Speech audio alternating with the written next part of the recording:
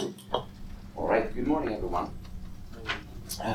Yes, so I'm giving you the usual talk that I have done many times before about my toolchain, LLVM MinGW. For those of you who haven't heard about it before, I'll give a really brief introduction. So it's a toolchain, a MinGW toolchain targeting Windows, but it's based on LLVM components. Compared to many other ones, it's freely redistributable, like all the MinGW ones, compared to the Microsoft SDKs that you can't redistribute yourself. Compared to the usual ones with GCC, we have switched all the GNU components to LLVM counterparts. So instead of GCC, we have Clang. Instead of the GNU linker, we have LLD. Instead of libgcc, we have compiler RT and libunwind. Instead of libstd C++, we have libc C++, and we have LLDB as a debugger. And so this is what I do. At this day and age, you might ask, well, that's not so interesting. Everybody's doing that. And yeah, these days. But 7-8 years ago when I started this, it wasn't working quite as well. So there's been quite a lot of work to make these things work together properly. So why am I doing this? Originally, I and VDD wanted a toolchain, MinGW toolchain targeting Windows and ARM, and later also AR64. Originally, back in the day, this was for targeting Windows Phone. Now later it's for the Windows 10 and 11 on ARM64 desktop laptops. And I mainly targeted it for ARM, but ended up being a useful, modern, and quite stable toolchain these days for all the architectures. So targeting 4 architectures, x86, x86-64, ARM v7, 32-bit, and AR64. We have lots of features. We have VDD debug support, we have address sanitizer, we have control flow guard so you can deploy your binaries and have some extra security. And it turns out that LLVM codebase is really easy to work with. If you need something, you can just poke around and implement it yourself. The toolchain looks like there's one small self-contained package containing one copy of the compiler, allowing you to target things for any of the 4 architectures. So you don't need to download a separate toolchain depending on what target you want to compile for. You download it once for your host platform. We have host platforms for Linux on 2 architectures, universal packages for macOS, and Windows for all 4 architectures as well. I do most of the building these days. I do test and do tests locally, but I have all of the release procedure on GitHub Actions, and I do a new release roughly every 2 weeks around the year.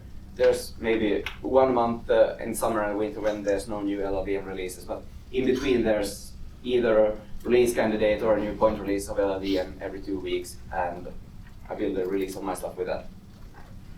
So again, why am I here? Why am I talking to you again? What's happened since last year? This one we're skipping.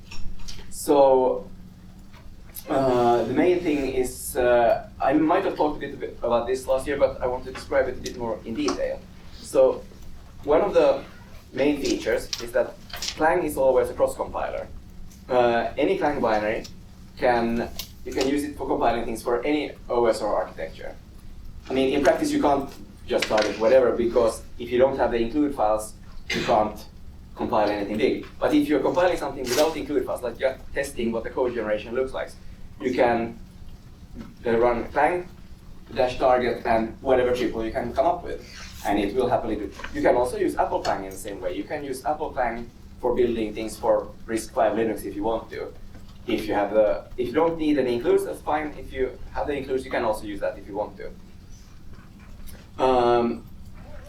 But anyway, the point is that you have Clang, you pass it an argument to tell you the target.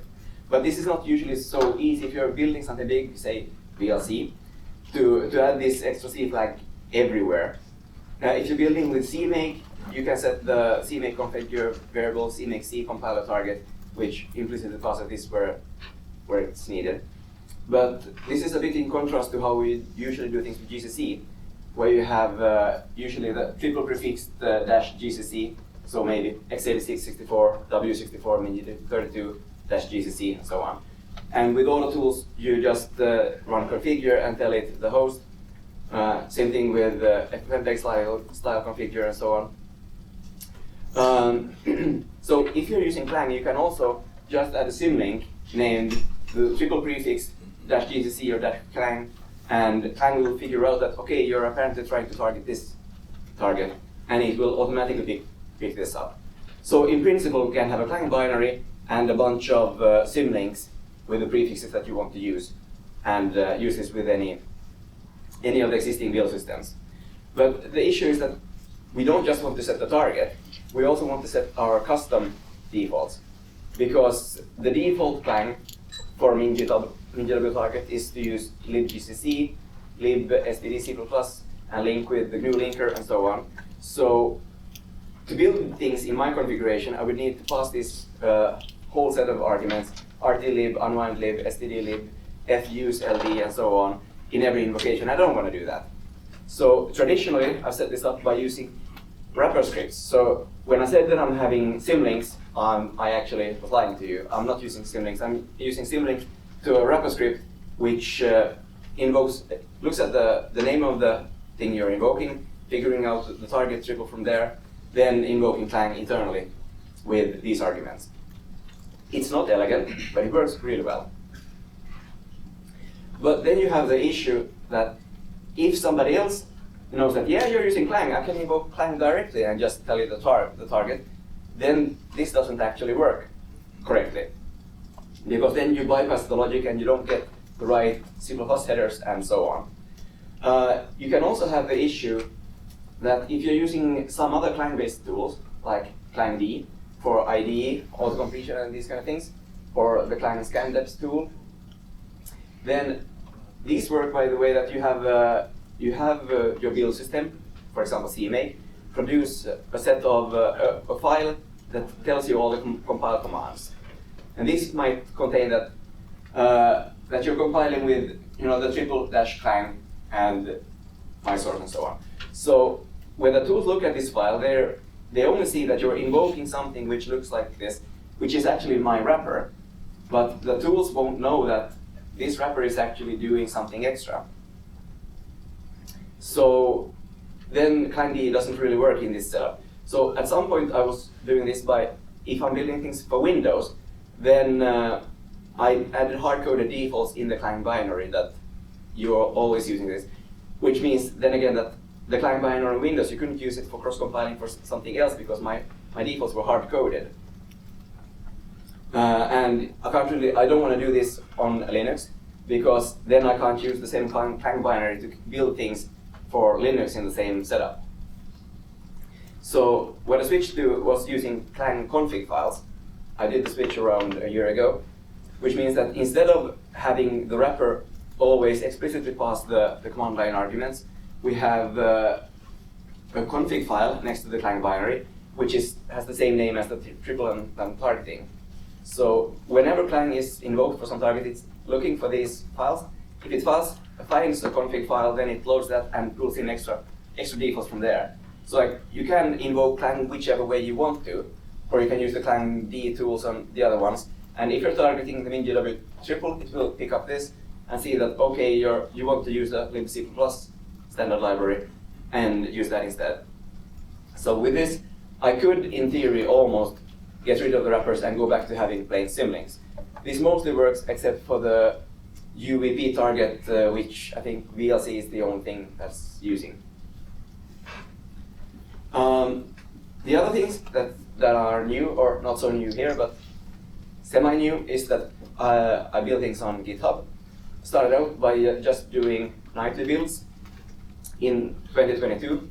In 2023, I added also building the formal releases this way.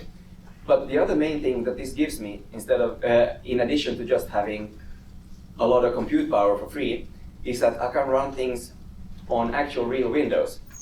Because up to this point, all of my continuous testing was done by just building things on Linux, testing them in Wine on Linux, either on x86 or ARM. But for the bigger test suites, where you actually want to run things on Windows, like libc++ test suite, OpenMP, and these kind of things, maybe it will be possible to run them properly in Wine. I know for a fact that the libc++ test suite will not work entirely, and so on. So having GitHub Actions with these runners allow you to run all the Windows-based tests automated, so I don't need to have an actual Windows machine to do it. And the new stuff is that this year GitHub got ARM-based runners, and that's fantastic. We not only got ARM runners, but they are also quite quick. In January we got these for Linux, and then in April we got them for Windows as well, which meant that I could do all of my testing for making sure that the release actually works as supposed, automated nightly, running all the test suites and so on. Because before I needed to do, when I did the release, which, well, back then I did it like twice a year, I needed to run a bunch of smoke tests to see that the debugger works, address sanitizer works, and so on. And I needed to run these on ARM manually twice a year or so. And running things manually is boring, and you put it off, and then you end up not doing it. So with having this on GitHub Actions, I could finally have all the tests that I want to run automatically all the time, which is good. And then 3 months later, things broke. So they updated the later version of Windows, which removed the 32-bit ARM support. And yeah, people do tell me every now and then, can't we drop the 32-bit ARM support? But yeah, I mean, I'm not expecting you to care about it, but that was like the original target why I started out doing this in the first place. And I do have some users that are using it for targeting Windows 10 on IoT. There are some people using it on hacked WinRT tablets and so on. So I do care about this target. It's not the future, but I want to keep the support for it as long as possible. So if I would want to run the test suite, I do need to run these manually now again. I haven't done it very many times so far, but still. So GitHub Actions was run. Yes, sorry. Can you just set your own cluster and still through GitHub Actions and just send jobs to your machine? Yes, I could in theory, but I'm told that it's quite a mess. And I don't really want to have my local test machines, which might be unstable or might drop off the network if the cat jumps on the keyboard and so on. I don't want to have them connected to GitHub Actions. The other thing that is new, I talked about this briefly last year, is ARM64EC. We talked a bit about this yesterday also at the FFmpeg meeting. So in short, it is a setup where Windows 11 on ARM64 can emulate x86-64 binaries. And this is a compiler target that allows you to build native code that fits right into this emulation. So that you're building binaries that contain native ARM64 instructions, but it is using the x86-64 struct layouts, calling conventions, and so on, which means that it fits right into this environment. It has the limitation that some of the ARM64 registers are disallowed because you need to be able to map everything to an actual corresponding x86-64 register. In practice, you can get around this, but it's not like entirely official in a way. This means that you can get near native speeds for performance critical code by compiling for ARM64EC. So the main premise is maybe that you could, for example, have an old x86 application, but you could recompile the most performance critical DLL with this and have it fit into the rest of the x86 process and get the big speed up without having to recompile the rest of the application. Or you can do the opposite, where you're rebuilding your whole application this way, but you can still load x86-64 DLLs. If you have like a binary plugin, you can load them still.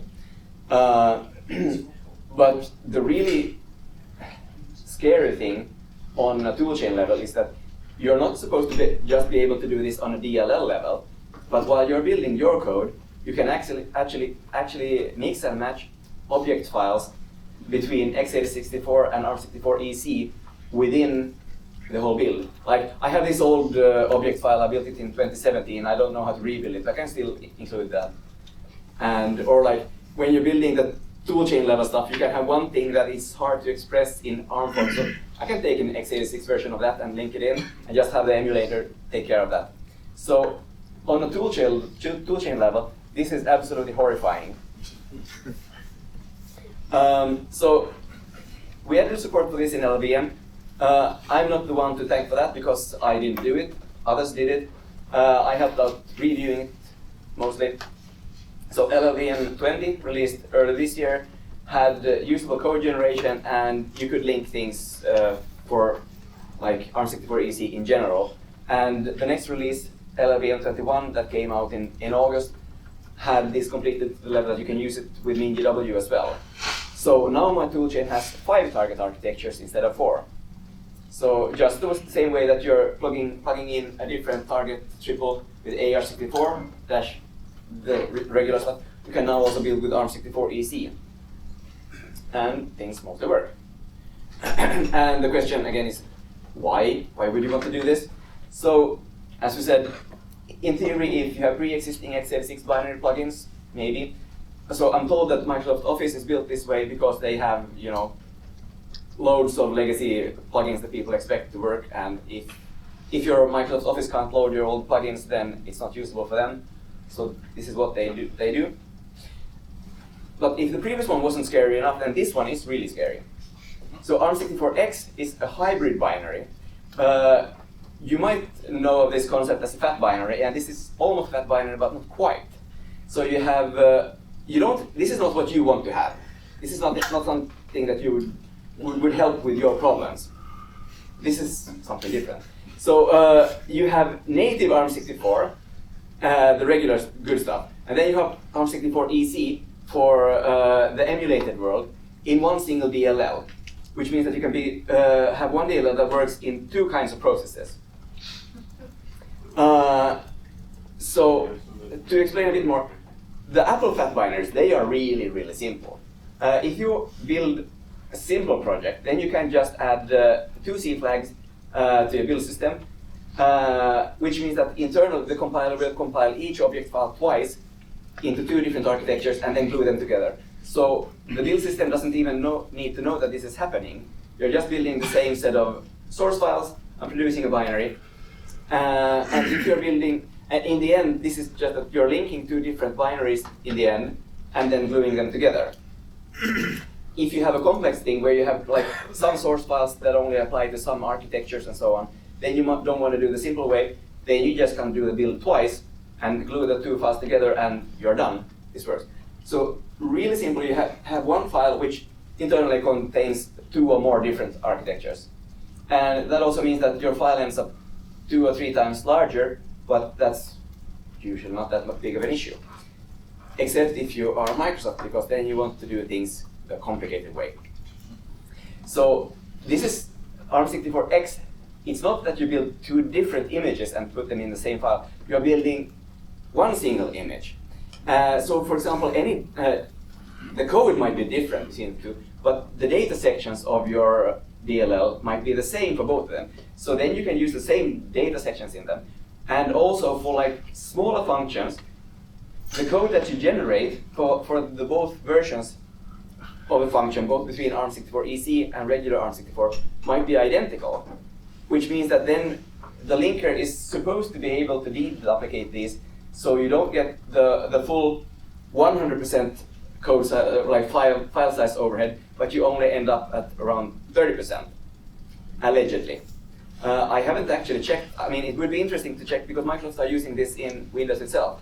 So it would be interesting to look at how big was the DLL in Windows 10 in the last versions, and then in Windows 11 when they added this, how much bigger were they in the end? Because this was from some blog post by somebody who has been working on this, explaining what they did and why.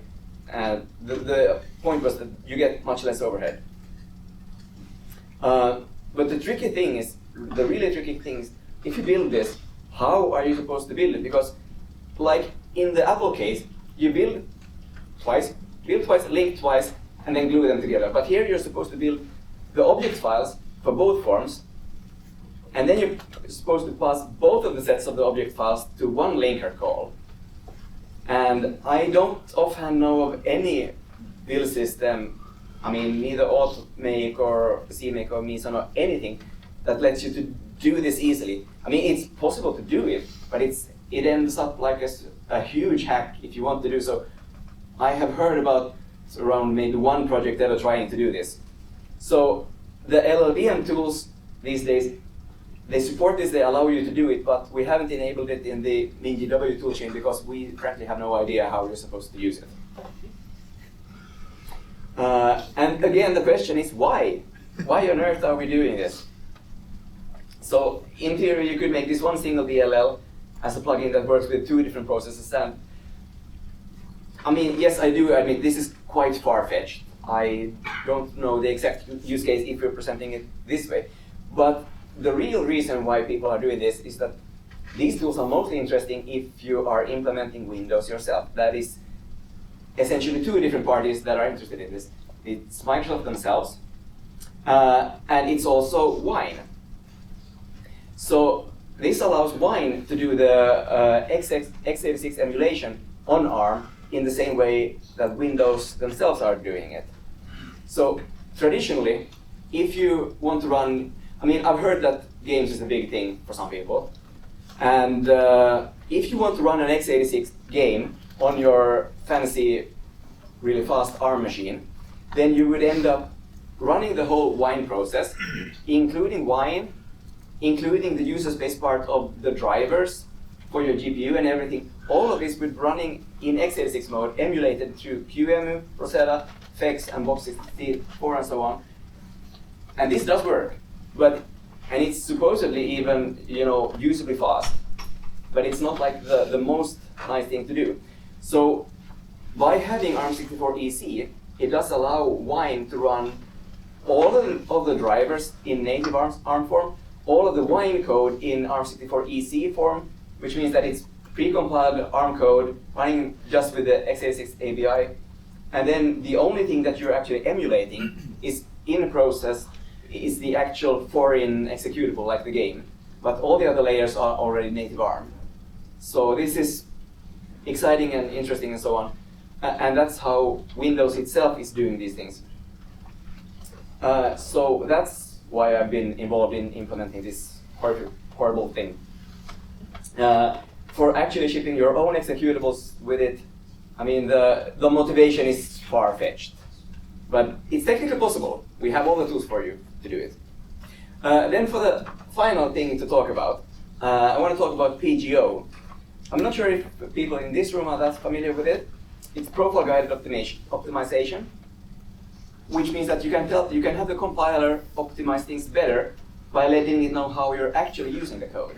So if you have an application that you want to optimize, first you build it with instrumentation, then you run your typical use cases with it, so you get a profile of which functions are called a lot, and what are the call patterns and so on.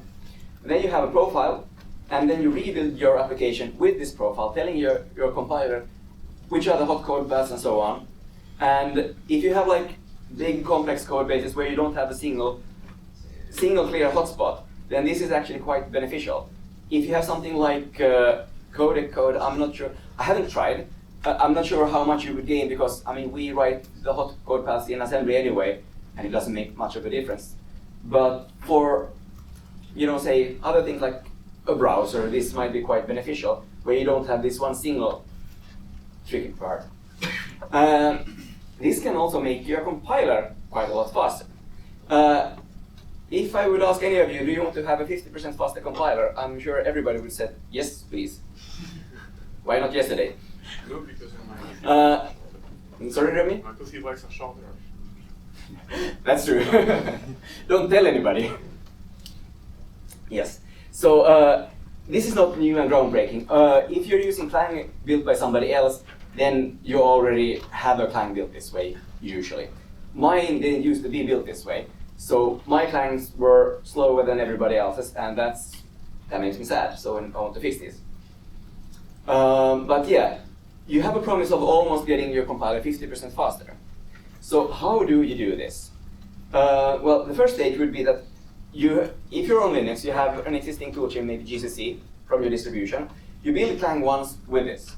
In theory, you could also take the distribution's Clang, but for other reasons, I want to have the same version that I'm having elsewhere. So first you build Clang once. And as people have heard my presentation earlier, one thing to take away is that building LLVM and Clang is slow. It's really slow. This takes you schedule your workday around building Clang. Like, it's on the order of magnitude of building VLC with all of the contribs and everything. If you have an old machine or you have GitHub Actions, this takes maybe 2.5 hours, 3 hours maybe. If you have a fast, decent, good machine, this takes 15 to 20 minutes. So you don't want to do it like all the freaking time. But anyway, so first you build Clang once. Then you use the Clang that you just built to build Clang once again with instrumentation. Then you use the instrumented Clang to run a bunch of like training workloads to try to compile things that you're going to compile in the end to make sure that it learns how things work when you compile it. Then you use the profile from this, and then you rebuild Clang again with the profile. If you enable link time optimization here, you get even more benefit from it. So now, instead of building Clang, which was painful once, then we have built it 3 times. That is 3 times as painful. So how does this fit into my build setup? Okay, first, some of the numbers. So how much do we gain from this? You're nerds, you like numbers. This was a test case of building SQLite. You have one humongous C file, and if I have Clang built with GCC, building it takes 20.5 seconds. If I rebuild my Clang with Clang instead of GCC, then I get a 1% speed up. So essentially, it doesn't really matter if you're building Clang with Clang or Clang with GCC, it's essentially the same. If we enable link time optimization, which can make your build slower and otherwise, you get a decent 10% speed up.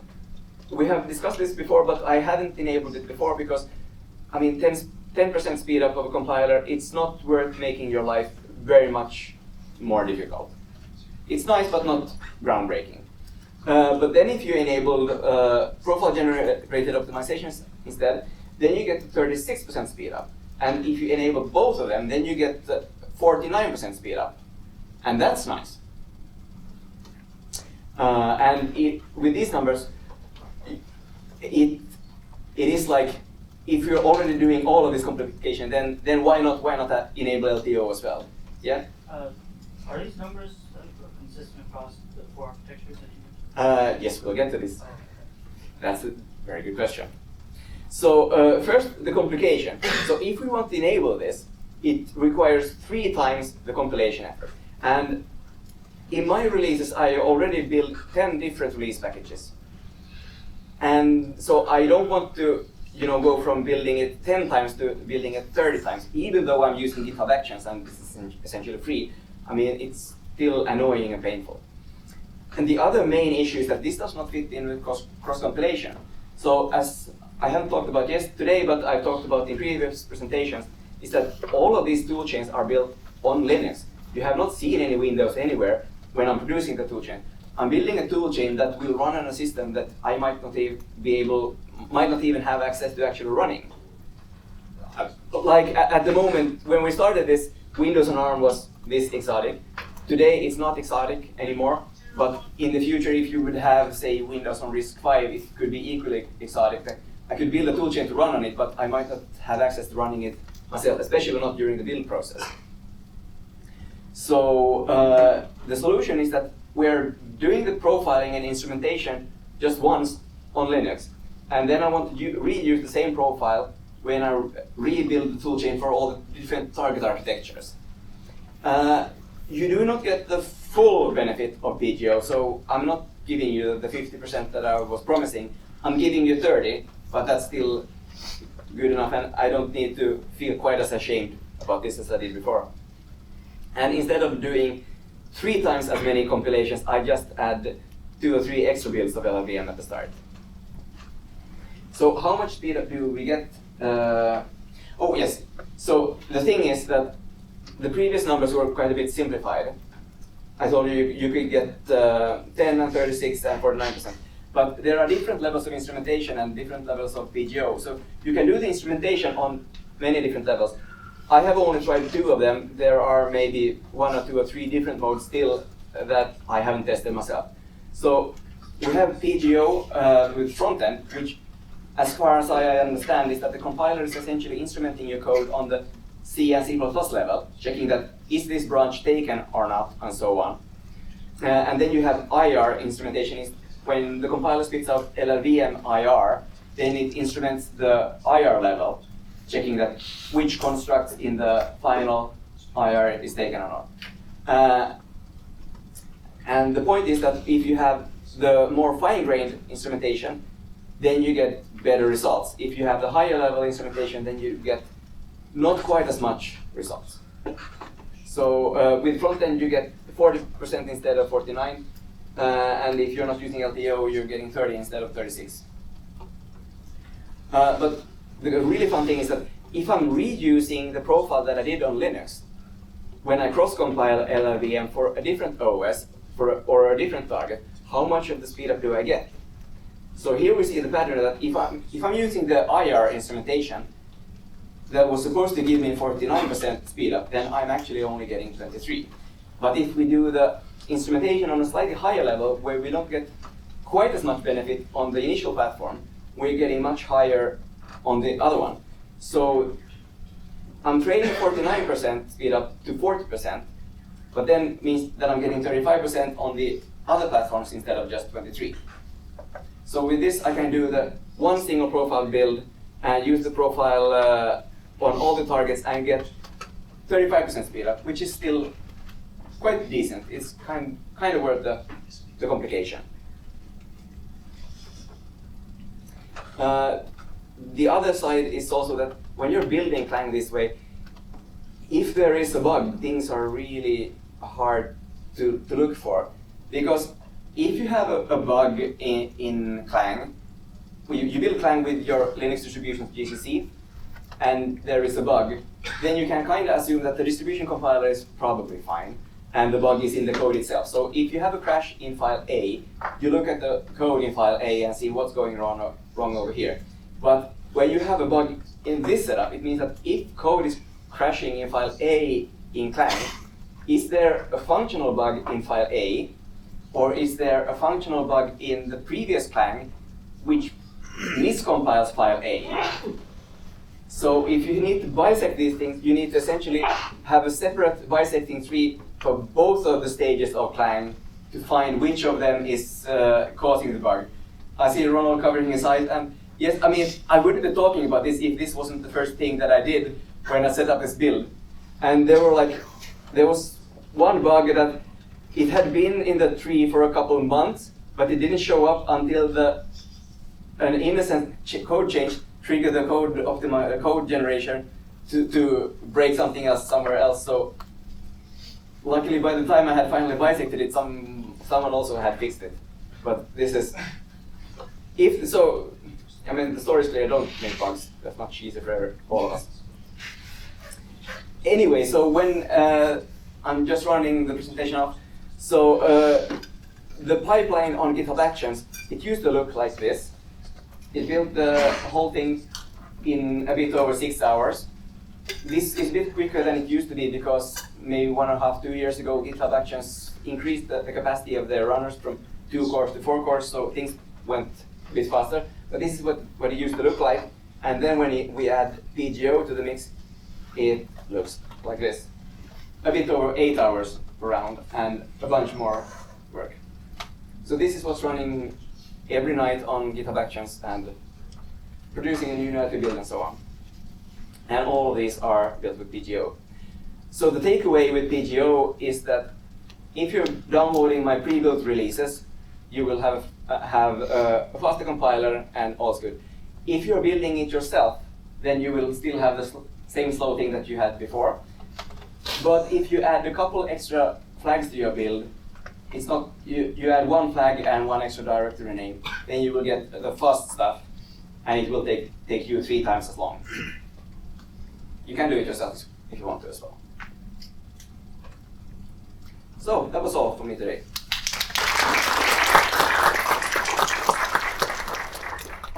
Yeah. Do we see this becoming a preferred process for building like FFmpeg and VLC for Windows? Do you mean with PGO or just general? Like, yeah. Like building VLC with LLVM MinGW? Yeah. Yes, I'm told so. I mean, if they want to target Windows on ARM64, this is the only way of doing it at the moment. And if you want to have a toolchain which is maybe less buggy and more modern, then this is also a way of doing it. So they have switched a bunch of their builds over to this, and as far as I've understood, they are switching most of it to this. You said instead of I think it was 49%, you only got 23% speed up by using the profiles. Yeah, I was mixing the numbers. We get in the end 35% speed up. Okay. Do we know how much we are missing out? Like, have you tried making a profile on the specifically targeting that platform? No, I haven't really tested that. Like, is it possible that we could get more if we did a profile for this specific? Yes, I'm quite sure that you could squeeze out the last maybe 10 or 15%. Okay. But that would require you to do the build on Windows, do the profiling on Windows. And Yeah. I mean, with GitHub Actions, it would be possible to do this. I just personally don't want to do this because I want to do the building on Linux. That's understandable. Thank you, everyone. Yeah. Does EC support SIMD, and if so, what instruction sets? Oh, that's a really good question. Yes, so ARM64EC, it does support, you can write like normal AR64 assembly. No, that's not what I'm talking about. No, I know. So you can write but yeah, the full story is, you can build the regular AR64 assembly, but you're not supposed to use half of the registers. So essentially you would need to have to rewrite all the code. In practice, you can get away with it by not rewriting, but if you're looking at intrinsics, then you kind of get the x86. I'm not entirely sure, but I think you get like some kind of x86. I think the thing was that if you have the Microsoft compiler, then you get some sort of x86 intrinsics that might map to native ARM instructions. I don't think that Clang has these, but it's a mess. Yes. Okay. Yes, Steve. No, we need to move on. Wait. No. One. Your profile, you mentioned using SQLite to do the profiling. Yes. You using other codes, because in VLC, the longest compilations are on C++ files and not C files. Yes. So I did the benchmarking with SQLite for the profiling and performance training. I'm using both SQLite and I'm using one big C++ test file as well. So just to make sure that we are covering all those code paths.